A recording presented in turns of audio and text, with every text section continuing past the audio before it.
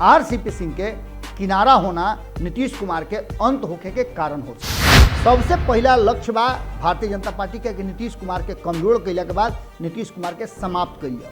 चिराग पासवान साफ तरीका से कहले कि नीतीश कुमार जी के दिन काउंट होखे लागल बा, दिन गिना गई बा, 21 तारीख उनका डेडलाइन बा। अचानक से जो संबंध विखंडन हुई और भारतीय जनता पार्टी के जिम्मेवार बता करके वो अपन फिर से जगह स्थापित कर चाहता।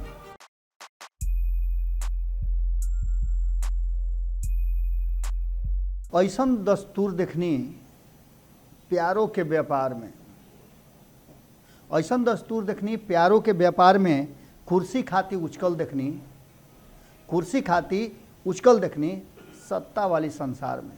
गोड़ लागत नहीं हेरा से अभिनंदन बरुआ के अपना चैनल खूटा ठोक पो। अब तो साफ खुल के सब कुछ सामने सामने आ गई बा। एक दिन और इंतजार करी और बिहार में नया रउआ चीज़ देखे के मिली। एक सुख बुगाहट पहले ही से शुरू हो गई बा और ये 24 घंटा में बहुत कुछ खेला बिहार में होके जा रहा बा। लगातार ये बात के लेकर के जोड़ घटाव शुरू हो गई बा और ये जोड़ घटाव में के केकरा से ज़्यादा गुना भाग करके अपन गोटी सेट कर ली, यह बात के चर्चा जबरदस्त ढंग से चल रहा बा। और चर्चा का ये तो अब पूरा कागज पर ड्राफ्ट होके लागल बा कि के का चाही और केकरा का भेटाई। यही आपाधापी में हड़बड़ी में तेजस्वी यादव के कहल जा रहा बा कि दिल्ली छोड़ करके पटना अइले और लालू प्रसाद के कॉन्सेंट के बाद अइले कि जा करके सब कुछ ठीक ठाक कर लो। ये बात हमने की कहल काल जब तेजस्वी यादव पर खबर कैले रही, वो खबर के दौरान रुआ लोग के लगातार कमेंट आयल और कई लोग जो राजनीतिक गलियारा से हो करके आवेला उ लोग भी बातचीत के दौरान ये बात कहलस कि हाँ खेला तो होखे वाला बा, अभी खेला होई कैसे और के ए पूरे जोड़ घटाव में शामिल बा। आज यही पर चर्चा करेंगे और संभावना का बा। कारण कि रुआ लोग के बार बार लागत हुई कि 2020 में सरकार बनल तबे से इस सरकार के भसे के बात हो रहा बा। हमनियों के लगातार कह रहा बन जा कि बहुत मार्जिनल आंकड़ा बढ़ुए जना में तनिकी मनी एने उन्हें गोड़ के होके पड़ल तब बिछला ही के बाद हो सकेला कि रात में रुआ लोग सुतर रही सवेरे नीतीश कुमार जी उठस राज्यपाल के लगे जा करके कहस कि हम इस्तीफा देतानी। ये बात कोनो नया नहीं खे, एक पहले भी हो चुकल बा और स्थिति लगभग ओहिजे पहुँच रहा बा। कितना लोग के कहना बा कि नीतीश कुमार जी चाहत रहे कि भारतीय जनता पार्टी उनका के एनडीए से बाहर कर देवे, लेकिन भारतीय जनता पार्टी इतना बड़ा रिस्क ना ली। कारण कि 2024 के चुनाव में एकरा के कैश करे लगे नीतीश कुमार जैसे पहले कैले रहन 2013 में जब अलग भई रहन तो डीएनए वाला बात पर जबरदस्त समर्थन मिला रहे और फुल मेजोरिटी के साथ नीतीश कुमार बिहार में गद्दी पर बैठा रहन। एक खाली फिर से नीतीश कुमार के जो एक्शन बा ओकरा के लेकर के कई तरह के बात चल रहा बा। कहे वाला तो यहाँ तक ले कर रहा बा और उनका पार्टी के लोग ही कह रहा बा कि लगातार नीतीश कुमार जी जेकरा कान पर चढ़ करके सत्ता के पहुँचले वो कान्हे के भसा दिले। जॉर्ज फर्नांडिस के बात रुआ कल ही और खास करके जे अध्यक्ष रहल ओकर विकेट तो गिरबे कई। जॉर्ज फर्नांडिस, ओकरा बाद शरद यादव, ओकरा बाद आरसीपी सिंह, अब एमें दूगो आदमी और रह गई बड़े। एगो नीतीश कुमार जो उनकी पार्टी के अध्यक्ष रहल बड़े और दूसर का ललन सिंह जो ताज़ा ताज़ा अध्यक्ष बड़े। उनकर अभी पूरा नहीं के भइल, लेकिन नीतीश कुमार वो लाइन में बाड़े। कहल जा रहा बा कि नीतीश कुमार के चिंता है बात के बा कि आरसीपी सिंह उनकर शुरू से लेके अब तक लगभग 15-20 साल में सबसे बड़ा राजदार बाड़े और जॉर्ज फर्नांडिस शरद यादव से ज़्यादा उनकर सलहिया रहल बाड़े। ये चलते आरसीपी सिंह से सीधे सीधे पंगा ना लेकर के पार्टी के लोग से आरसीपी सिंह के किनारा लगवावे के कोशिश करता रहे। बात तो यहाँ तक ले हो रहा बा कि आरसीपी सिंह और नीतीश कुमार अलगा ना रह सकेले, दोनों फरका फरका ना रह सकेले। एकरा साथ साथ अब ये बात भी सामने आ रहा बा कि एकरा में आंकड़ा के खेल कैसे हुई। तो नीतीश कुमार जी के जौन आंकड़ा बा ओकरा पर भारी पड़ रहा बा एगो औरी बात जौन की वालों से पहले भी बतौले रही कि RCP सिंह जब दिल्ली से इस्तीफा दे करके पटना पहुँचले तो कुछ बात कहले रहन, ओकरा पहले भी वो बात कहले रहन। अब वो बात के लेकर के लगातार चर्चा चल रहा बा। उनकर समर्थक और जदयू के लोग भी कह रहा बा कि इ तो इतिहास गवाह बा, शास्त्र गवाह बा, रामायण में यह बात के चर्चा बा कि जेकर वनवास होला ओकर सत्ता भी मिलेला। चाहे उठा के रामचंद्र जी के देख ली, विभीषण के देख ली, बाली सुग्रीव दोनों भाई के लड़ाई के देख ली, जे सत्ता से बेदखल भइल बा, जेकरा जेकरा के बाहर के वनवास के रास्ता देखावल गइल बा, उ सत्ता पर आइल बा। तो फिर रामचंद्र के सत्ता काहे ना मिली।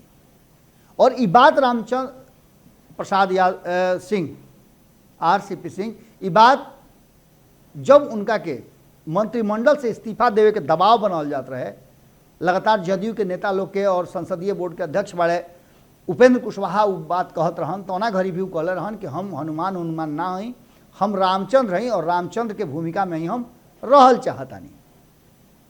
ये बात के लेकर के अब खुल करके बहुत कुछ होके लागल बा। और सीधे पटना आइला के बाद एने ओने केहू के ना देखले, मुस्तफ़ापुर पहुँचले। मुस्तफ़ापुर उनकर गांव हो और ये कहले कि हम ओजे जाके चिंतन मंथन और ओजा से निकलब तब आगे राजनीति में का करे के बा, ये बात पर चर्चा करब। ये बीच में दिल्ली में जबरदस्त ढंग से मीटिंग हो रहा बा। चिराग पासवान लालू प्रसाद से मिल ले और मिलला के बाद भारतीय जनता पार्टी नीतीश कुमार पर हमलावर हो गई बा। चिराग पासवान ये बात कहले रहन जौना के ले करके जदयू के भीतर खलबली भी मचल रहा और एकरा पर रिएक्शन भी दिहल गई है। कारण कि देखी कोनो एक्शन पर जब रिएक्शन आवेला एकर मतलब बा कि प्रयोग सही बा। चिराग पासवान साफ तरीका से कहले कि नीतीश कुमार जी के दिन काउंट होके लागल बा, दिन गिना गई बा, 21 तारीख उनकर डेडलाइन बा। एकरा पहले चिराग पासवान ये बात कहत रहन कि बिहार में मध्यावधि चुनाव हुई, लेकिन अचानक से RCP सिंह के साथ जो जे कुछ भी भइल ओकरा के लेकर के बिहार के राजनीति में बहुत सारा अचानक से बदलाव हो गई। बिहार में हम बार बार रुअल से बात कहता नहीं और ये अपना से नहीं कहत, जौन बात राजनीतिक लोग के चर्चा में चल रहा बा, RJD के लोग भी पूरा आसान्वित बा और यह बात खातिर तैयारी भी भीतर भीतर कर रहा बा कि केकरा केकरा मंत्री बने के मौका मिली और के वो लाइन में खड़ा बा, केकर पैरवी कितना होके के चाहिए और मंत्री बनावे वाला जो लिस्ट बन रहा बा ओकरा में उनका नाम कैसे जोड़ा जाओ। ढेर दिन के सुखाड़ बा जौना में कहीं ना कहीं बुझाता कि अब भले ही बरखे के पानी होके लेकिन ठंडई कुछ देर खातिर होके वाला बा। ये बात के लेकर के जब चर्चा हो रहा बा तो वह समझ ले कि लगातार लालू प्रसाद के तबीयत खराब भइला के बाद दोस्त दुश्मन सभे मिले जा रहा बा, लेकिन सब के मिले के कारण अलग अलग बा। अचानक से नीतीश कुमार के प्यार जागत हुए लालू प्रसाद से और कहत रहे कि सब कुछ सरकारी खर्चा पर हुई। जौना आदमी पर चारा घोटाला में गबन के आरोप बा, सजायाफ्ता बाड़े, भले ही बिहार के मुख्यमंत्री रहल बाड़े, लेकिन नैतिकता के आधार पर अगर मुख्यमंत्री उठ करके जास और ये घोषणा करस तो ये बहुत बड़ बात होला। एक डिमांड जो सबसे बड़ पार्टी बा भारतीय जनता पार्टी दुनिया के, ओकर नेता जब कहस कि लालू प्रसाद के एयर एम्बुलेंस से और खर्चा करे खातिर सरकार के ध्यान देवे के चाहिए, तो एकर मतलब कुछ होला। और ये मतलब पहले के वाला में होते हुए अब एक सीधा मतलब बा कि कहीं ना कहीं उस जगह पर आ करके खड़ा हो गई बा राष्ट्रीय जनता दल, जहां से सबके नजर आ रहा बा कि अब सत्ता से बहुत करीब बा। ये पूरे मामला में अलग अलग तरह से व्याख्या करना और अलग अलग तरह से बात करना, अचानक से तेजस्वी यादव के प्रति, लालू प्रसाद के प्रति, राष्ट्रीय जनता दल के प्रति लोग के प्यार उमड़ना, कांग्रेस भी ये बात के कह दिले बा, जन लोग के पहले भी बतौनी स्पष्ट तरीका से कह दिले बा कि अगर कोई ऐसा संभावना बनता जना से भारतीय जनता पार्टी के सत्ता से बेदखल कर जाओ तो हमनी के तैयार बनी जा। ये पूरे मामला में सबसे ज़्यादा अगर केहू चर्चा के विषय बा और जरा के कहल जा रहा बा कि अंडर करेंट बढ़ुए ये भी कहल जाला कि कब पलखत पावते सब कुछ बदल दी हैं, वो में आरसीपी सिंह का नाम जबरदस्त ढंग से लिया रहा बा। आरसीपी सिंह के बोलाहटा भी अलग अलग जगह से आ रहा बा, चर्चा बहुत सारा हो रहा बा। लेकिन एमे चर्चा जो सबसे महत्वपूर्ण बा, जौना से बिहार में परिवर्तन हुई और जौन जोड़ घटाव के आंकड़ा गिनाई रहल बा, वो आंकड़ा में सबसे पहला लक्ष्य बा भारतीय जनता पार्टी के कि नीतीश कुमार के कमजोर कैला के बाद नीतीश कुमार के समाप्त कइल जाओ। कोनो लड़ाई में वो देखले हो खब कि पहले अपना टारगेट पर हमला कइल जाला, खास करके वो पहलवानी में देखले हो कब कि पहले जो विरोधी होले, अगर दिमाग वाला पहलवान बा तो पहले अपना विरोधी के थकावेला, हरावेला, उनका के शारीरिक रूप से ढेर उनका से कसरत और मेहनत करावेला, जौन से उनका शक्ति थोड़ा कम होके, और तब जाकर के उनका के पटखनी देवेला।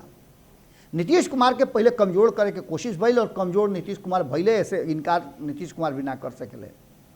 खास करके तब और ज़्यादा नीतीश कुमार कमजोर भइले जब वो अपन लौकुश समीकरण साधे के कोशिश में सारा बात के किनारे क के अपन तैयारी शुरू कर दिले। वही Tejashwi Yadav A to Z के फार्मूला रख करके नीतीश कुमार पर भारी पड़ले। भारतीय जनता पार्टी अपना वोट बैंक के साथ अपना जगह पर पूरी तरह से एक जगह स्थिर स्टैंड रहा। ऐसा स्थिति में नीतीश कुमार के थका हरा तो दिल ही रहे भारतीय जनता पार्टी, अब उनका के चित करे के रहे, और चित करे के उस समय आ गई बा। प्रधानमंत्री नरेंद्र मोदी जब रुआ लोग खबर सुनत हो ओकरा 24 घंटा के बाद या फिर 30 घंटा के बाद, 24-30 घंटा मैंने दूसर का दिन बिहार आ रहा बड़े, और बिहार में 100 साल विधानसभा के भवन के पूरा भइला के उपलक्ष्य में कार्यक्रम बा। एक कार्यक्रम में नीतीश कुमार के सामने वो सारा शख्स हुई हैं जौन कभी नीतीश कुमार के टारगेट पर बाड़े। एकरा अलावे बिहार के बहुत सारा राजनीतिज्ञ लोग बा अब नीतीश कुमार के एक्शन पर रिएक्शन देवे लागल बा। सच्चिदानंद राय एक दिन पहले ही एगो निजी चैनल से बातचीत के दौरान कहले है कि नीतीश कुमार के सामने जे हाथ जोड़ के खड़ा हुई, और इस सच्चिदानंद राय तब ही बात कहले है जब संपादक नमन मिश्रा जी भारत लाइव पर और पंचनामा पर ये बात खुल करके कहले कि नीतीश के जे भजन कीर्तन काय करी,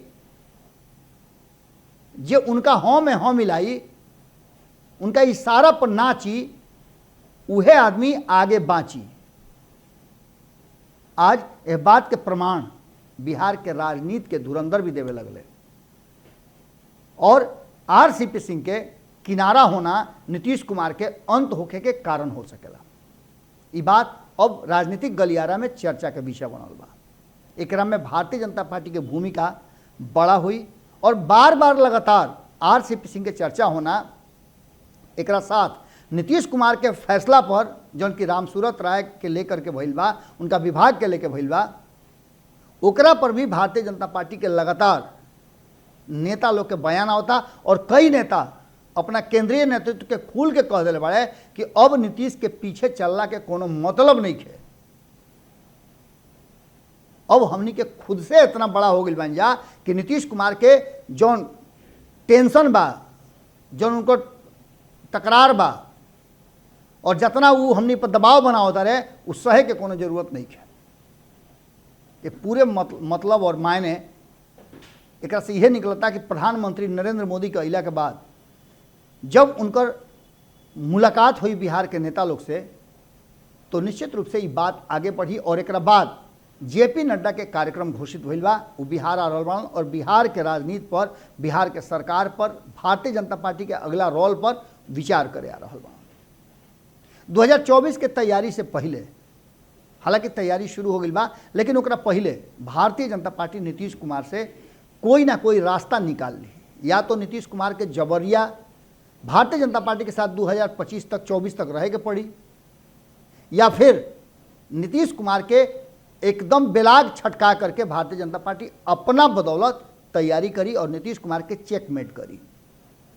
लेकिन ई तय बा कि नीतीश कुमार कोई फैसला लेवे से पहले भारतीय जनता पार्टी का कर सकेले, एकरा पर विचार करता रहे, और यही कारण से अब तक देर हो रहा बा। नीतीश कुमार कबो आ सकत रहे है, कारण कि जोड़ घटाव सब हो गई रहा, लेकिन कबो पाला बदल सकत रहे है। भारतीय जनता पार्टी के डर और आरसीपी सिंह के अचानक उनकर विरोधी हो जाना यह बात के मजबूर करता कि वो कोनो फैसला लेवे में पीछे हटता रहे। और यह कारण बा कि भीतरे भीतरे कुछ ऐसा काम करता रहे, उसकावत रहे, जौन से कि भारतीय जनता पार्टी खुद नीतीश कुमार के ऊपर हमलावर हो जाए और नीतीश कुमार के बाहर के रास्ता दिखा दे, जिन जौन से उनका रास्ता तैयार हो जाए और बिहार के जनता के सामने वो अपन दुख बता सकस और भारतीय जनता पार्टी के साथ अचानक से जो संबंध विखंडन हुई और भारतीय जनता पार्टी के जिम्मेवार बता करके वो अपन फिर से जगह स्थापित कर चाहत रहा। लेकिन एक बात तय बा कि जोड़ घटाव सब हो गई बा। कैसे बनी सरकार, ई लगातार अलग अलग हिस्सा में ड्रॉ हो रहा बा। एक तरफ नीतीश कुमार भारतीय जनता पार्टी के साथ 2024 तक कंटिन्यू करस, उसमें 3 गो ऑप्शन बा, तीनों ऑप्शन रुआ लोग के सामने बा। दूसर का बा कि नीतीश कुमार भारतीय जनता पार्टी के चिंता ना करते हुए हर तरह के आवे वाला समय में जौन टेंशन हुई ओकरा के झेले के तैयार हो जास और तेजस्वी यादव के शर्त पर तेजस्वी यादव के साथ सरकार के हिस्सा बन जास। या फिर तीसरका जौन ऑप्शन बा जो नीतीश कुमार के लेकर के सही संकेत नहीं के देत, नीतीश कुमार के पार्टी के लेकर सही संकेत नहीं के, वो ई बा कि आरसीपी सिंह जदयू के विधायक के या तो अपना तरफ तूर के 1/3 ले आवस, जौन की थोड़ा असंभव लागता, मुश्किल लागता। हालांकि राजनीति में असंभव कोई चीज़ ना होके मुश्किल लागता, कारण कि मुस्तफापुर में कई लोग के आना जाना जारी बा।